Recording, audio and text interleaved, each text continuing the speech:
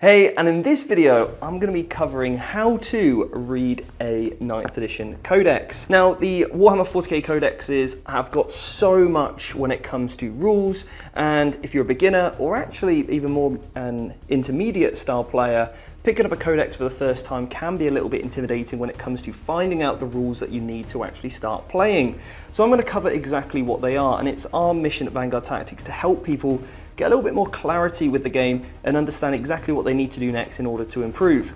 So I've got my favorite codex here, which is the Adeptus Sororita, which is the Sisters of Battles. You may well know them from many years ago as I did. So we're going to go straight to the pages in which regarding the rules. And the first page you want to go to is something called your Detachment Abilities. So when you build out your detachment, so a patrol, a battalion, you would have seen these in the core rulebook. This is going to help you understand which of your unit's keywords, and your keywords help you really bring your army together, and what can be used in what detachments. Okay, so that's just really good when it comes to actually list building. You're going to need to understand what your detachments are. Then after that, typically what we'll see is things like your sub-factions. Now, this is the Adeptus Sororitas is a faction, and then there are sub-factions. Now, a sub-faction, it could be like a chapter, a legion, and in our case, we've got orders. And each of these different sub-factions tend to have a little bit of flavor. So you're going to get a couple of army rules, and these are normally the bullet points that you'll see at the top.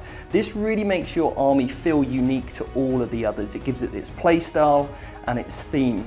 Then what you're going to get is a stratagem, which we're going to come onto later, a warlord trait, and a relic. Now, you can only take the stratagems, warlord traits, and relics if you choose for your detachment to all be from this sub-faction. Okay, so if you say my battalion is all of this sub-faction, so let's say the Bloody Rose, which is my favorite, then I get access to the warlord trait and the relic, and I do not get access to any others unless I take potentially something else. So once you've chosen your sub-faction, the next set of pages you're going to come to are the stratagems. Now, this is what you can use in-game to really help buff or debuff, you know, your army or your opponent's army, and this is really going to help you utilize those command points that you get by being a battle-forged army, which again will be in that core rulebook. But again, these stratagems are what you can use at any time during the phases in which they state, you know, and they will vary from maybe 1 up to maybe 3 CPs on how powerful those stratagems are, and it will tell you what units you can use them on. And what you're typically looking for is the keywords in bold, because those bold keywords you'll see later on in the data sheet, as it will tell you basically who you can use these stratagems on and who you can't. So the next section in the book is pretty much unit or character upgrades. Now, depending on the book that you run, is always going to vary. Some books you can upgrade a unit to make them a little bit more powerful, and in other cases you can upgrade characters to make them, you know, really amplify the rest of your army. So I've got something called Blessings of the Faithful, and I can pick which character I want specified at the top of this book and give them the rule below, and it will tell me what access or ability that gives me. Now, one thing I will say is upgrading your character or unit is totally up to you. Do not have to, it is optional. Next up in the book, we have something called Warlord Traits. Now, everybody gets to pick a warlord, and you get to give your warlord a warlord trait. And again, if you've picked a sub-faction, then you can pick one of those. And there's sometimes stratagems in the book which allow you to add extra warlord traits when you spend command points, but they will never be your warlord. They can just have a warlord trait, again making your characters a little bit more powerful.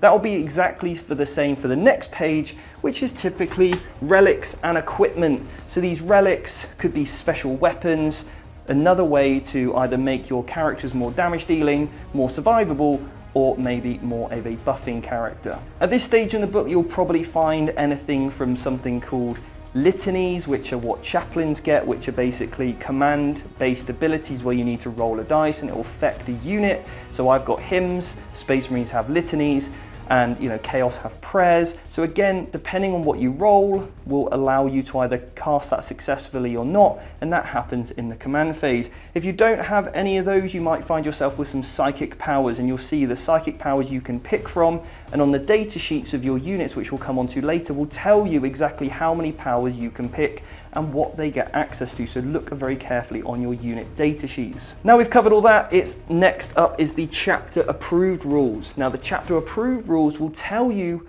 what secondary missions you can pick. So these are your secondaries for your army that you can pick from. Now it will tell you what category they're under. So again, when you come to pick your secondaries and you get to pick all three, again, you can only pick one from this book, and you still need to make sure that the characterizations do not clash. Next up, we've got Crusade. Now, if you're into playing Crusade, it's another way to play. Then you've got multiple pages of Crusade of how to upgrade your characters and to see their progressions. Next up, you get your army special rules, and this is found after Crusade, just before the data sheets in the Codex. These are what you're going to get for your entire army, and then if your entire army is made up of this same army, you get basically something called a super doctrine, as it's more commonly known as. For example, I get something called Sacred Rights. So when my entire army is Sacred Rights, I get access to these really cool special abilities for keeping a really lore-based and army theme of all being the same. Next up, we then have all of the data sheets for all the different units, from your characters to your troops, elites, etc. All of those data sheets are all there with the correct keywords, so you know what can get access to what. And the thing that you need to look out for is which order or which chapter or which subfaction has those and which ones don't, so you know which can be put into those subfactions and which ones can't be. Then finally, to round this off, at the back of the book, you're going to see your reference guide for all of your weapons that you can get access to. So sometimes you will not see the weapons on the data sheet, they'll be found at the back of the book. So if you're wondering, that's exactly where you can find them. It will also tell you what weapons each unit can get access to. And then finally, you've got your points. Now points are updated over time through the chapter approved book as they get released. Roughly, so far it's been roughly every 6 months, but that may change. And again, that's where you're going to find all the points and updated points. Obviously take the Codex, and if there's a chapter approved, use those points as well. So hopefully that's given you a much better understanding of how your Codex works and how you can start building out your armies, and then download the Warhammer 40k Battle app and you can start to put them all into there and start list building. Best of luck.